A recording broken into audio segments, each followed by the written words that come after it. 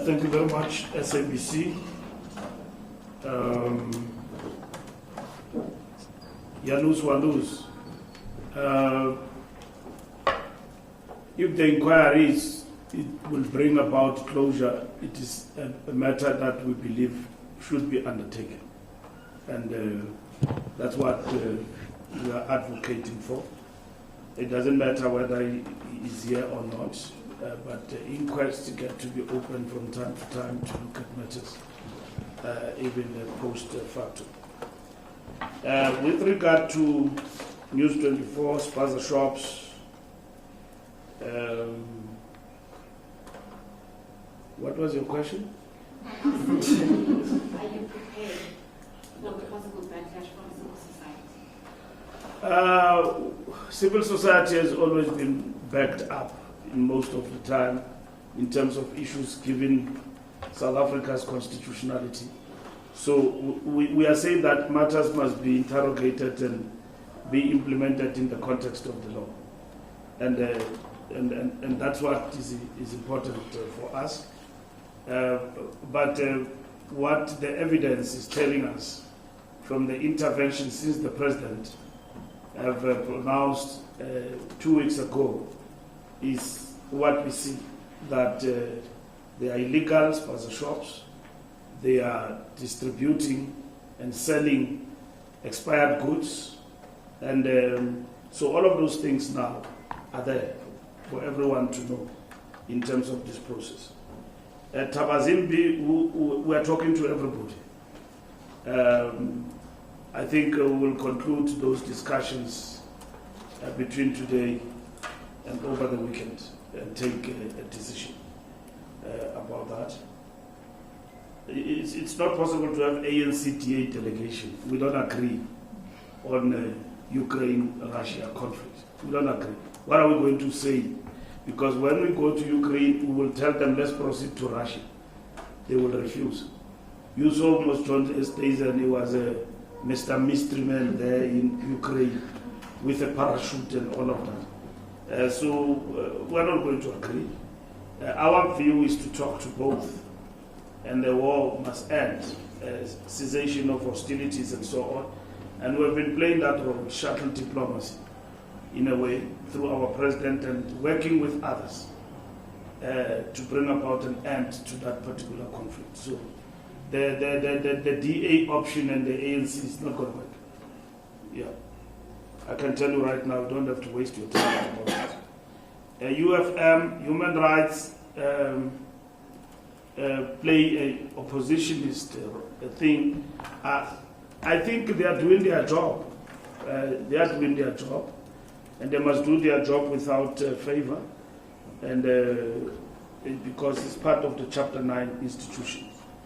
The 5 million rand is part of the requirement, and we need to adhere to that requirement before you can open any spaza shop in the local areas. Now, the complexity of the South African situation, given our porous borders, is that people come here, and some of them, they say they are here, they've acquired political asylum status, whereas they just walk through the border into the country. Yet there is a process.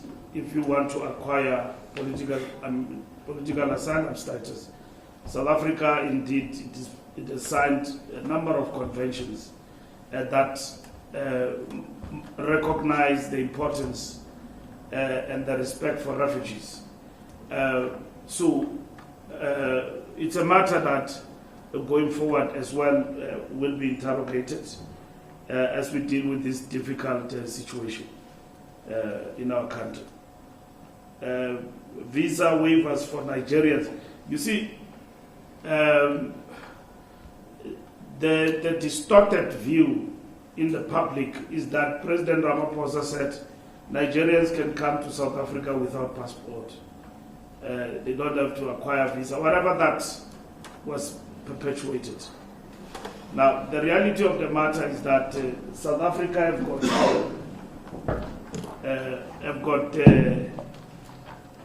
trade relations with Nigeria as the biggest economy in the country. And that is a fact that we need to understand. Just like China, America, and everybody. Now, in terms of that arrangement, what we know is that in 2006, Nigeria became South Africa's largest trading partner. In terms of bilateral trade, it increased from $16.5 million in 1999 to approximately 1.5 billion by 2006. The current trade dynamics is that Nigeria now accounts for 64% of South Africa's total trade with West Africa. And then total trade between the two nations stands at over 3 billion. There is also a collaborative framework. 34 agreements and MOUs are in place, spanning economic, technical, scientific, social, and tourism sectors. These agreements signify a strong foundation for diverse cooperation. We are also signatories to Africa Free Trade Agreement opportunity. As Africa's largest economies, Nigeria and South Africa play pivotal roles in the African Continental Agreement. Currently, we've got fewer than 10 Nigerian companies operating in South Africa, compared to over 100 South African businesses in Nigeria. To meet President Ramaphosa's call for more Nigerian products in South Africa, Nigeria needs to enhance its corporate culture and business presence. Now, it is in that context that the President said, he would have said that we must liberalize in order to enable these business people to be able to come and do business here in South Africa.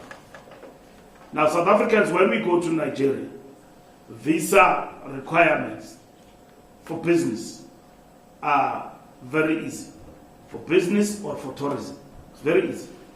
I can wake up now and go to Nigeria. I don't even think that visa is required, and so on.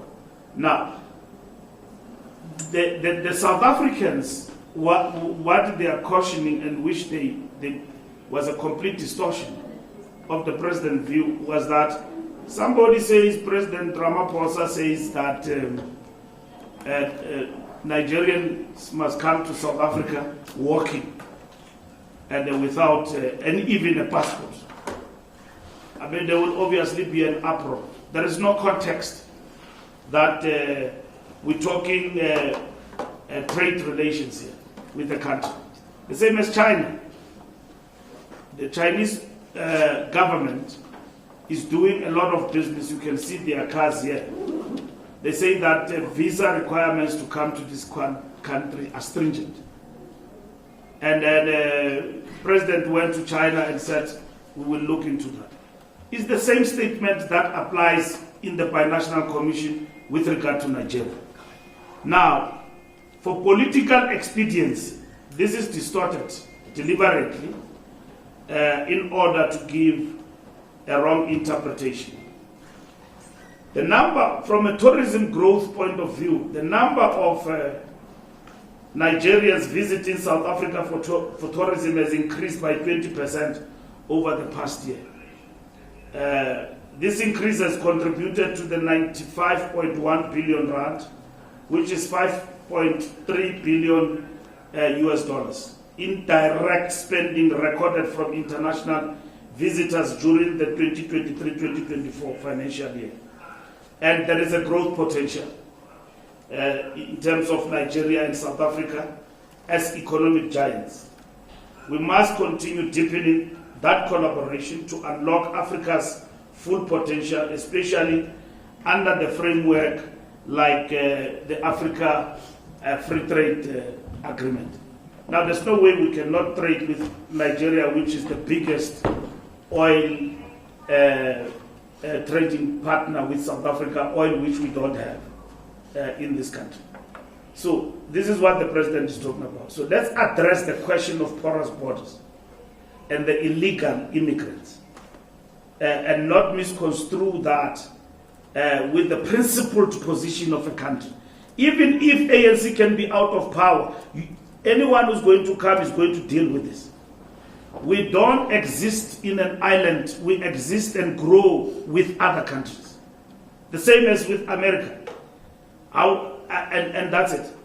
The same as with Europe. And we will say the same as with Asia. We'll make the same statement. What is an outcry amongst our people in terms of our immigration policy is that it must not be lax, it must be strengthened in a way that it doesn't allow the country to look like it is acceptable to be here illegally and all of that. And then we must deal with the question of the porous borders, and that's what is said. Comrade Sean briefed the ANC about this, and we leave that matter to the courts. I was with him, and he explained to us what this inquiry is about, and he has made the statement there. So we'll get the feedback from there. But Comrade Sean Bolton is one of the most trusted Umkhonto weSizwe operatives, and he discharged his work and his liberation movement fighter status with diligence. So we're taken aback about this inquiry, but nonetheless we're monitoring it. We have also sent lawyers for a brief to understand exactly what is happening about this particular matter. So we don't want to jump into conclusion and all of that and prejudge the work that is being done.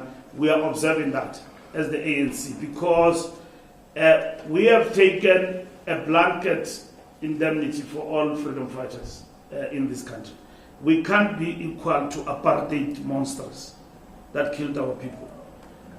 So we will observe that process legally as to what is it about. There's no fait accompli in terms of Gauteng and KwaZulu-Natal. We'll meet with them. It's a process. And then from there we'll go to the NWC. From the NWC we'll go to the NEC. So NEC will take a decision. And the NEC will want to take a decision informed by the engagement. We went to KwaZulu-Natal, we went to Gauteng, we came back, we engaged with the provinces. Even on Monday, it will be the same process. We'll engage with them, we will tell them what we think. I've seen other people in public making statements to the effect that this is the ANC perspective that will inform disbandment. No, disbandment is not the only option. I said to you, when the NEC is done, we'll give you a perspective of what is happening in these two provinces. Whatever decision we arrive at, it will be a decision to strengthen the African National Congress in Gauteng and KZN. So we are not onlookers. After elections, immediately we went down. And I've seen people in self-defense mode. No, we are being blamed. National is not blaming itself, and all of that and so on. Some of them don't understand democratic centralism. And it's not judging people. It's about saying, here's the problem. If you diagnose a problem, you must also come with a prognosis. Okay? And then from a health perspective, if you sinus, so sinus, and then a proper one. So that's what the NWC is doing. It's doing its work. What needs to happen there, and then we'll take those options to the NEC, and the NEC will decide. There's no fait accompli. And I know people are running around, they are phoning NEC members left and right, hey, don't disband us. Others are saying, if you disband them, make me this, make me that. So we know that. Now, the point is, this is not a game. It's about the life and death of the African National Congress. The ANC must recover in Gauteng and KwaZulu-Natal. And that is not about personalities. It's about the organization, how it responds to our demise in these provinces. We did not even drop in these provinces. You can't even start to compare. As much as we dropped everywhere, we did not drop. We are out of power. We dropped below 50%, 35% in Gauteng, 17% in KwaZulu-Natal. We lost elections. We are number 3 in KZN. As much as we are number 1 in Gauteng still, but we dropped. And then you want to compare that to another province that is still in power. We are fighting to come back. We've got the biggest metros in these areas. Our biggest metro is in KwaZulu-Natal, is a Tegwin. Here in Gauteng we've got 3, Ekurhuleni, Johannesburg, and Pretoria. And you want to tell us that the leadership of the ANC must fold arms and not do anything. Because if you do anything to reinforce yourself, you are dealing with egos of people. It's not about that. Even if it means we must lose friends in decision making for the organization, that must happen. Decisions have always been taken in the ANC. It will not be for the first time. Any leadership that does not take decisions, it's not leadership. Leadership is about giving direction. Even if that decision means don't disband, leave these comrades, reinforce them, or don't reinforce them, don't disband them, let the status quo remain, it will be a decision that will be interrogated scientifically. Why things must remain the way they are. So there's no one way, Ntemu, and there is no fait accompli, and I will be happy if there was. There is no fait accompli. We're engaging with the comrades, and we've been dealing with that situation for quite some time now. Inside factor, protests happen all the time. We deal with them as they come, and our comrades will have to handle that situation. Intelligence is a moving target. So the intelligence I'm talking about is not intelligence from state security. It's intelligence that is gathered through our own eyes and what we see from the closure of these spaza shops and the things we've seen in the social media and everywhere. We now know the truth. We've been asking a question.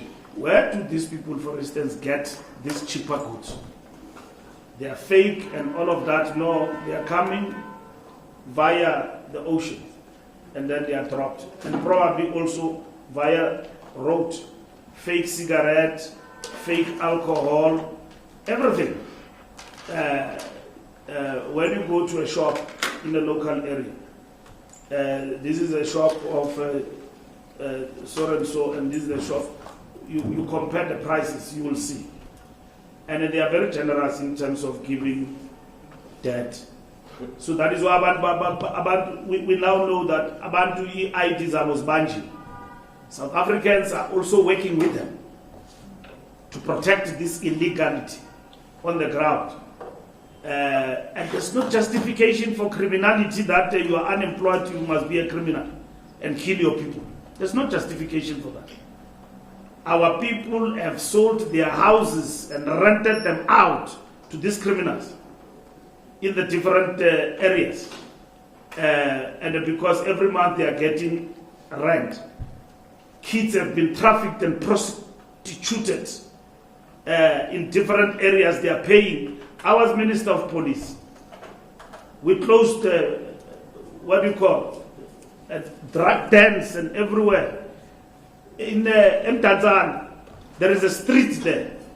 And when we went inside, there were small girls, as far as Umtata, who were doing prostitution, selling their bodies and paying to some chap from Tanzania and Nigeria in those brothels. and the house was owned by a former cop. We closed them down, we destroyed them. We destroyed them in Kagiso. When the community was, we redeployed even police cops there. We closed them down and destroyed them. And that's what must happen. And this is what we are saying must actually happen going forward. So that evidence is there. Not only spaza shops, illegality that is happening with these zamazamas now. The stories that come out of that Stelfontein and every place, there is a whole community down there. And somebody is getting rich somewhere and making a lot of money. So government and the government must look at this means and deal with them in the long term. So intelligence is out there. All of us, we gather it through yourselves as well as the media. You give us this information inside fact on blogging and not blog, and you must unblock me. You can't blog, and then I'm happy that you are here. You can't blog news. No, that is against the law of the country. How are you? Even if I don't like you, but you can't block me. You blocked me. No, thank you very much.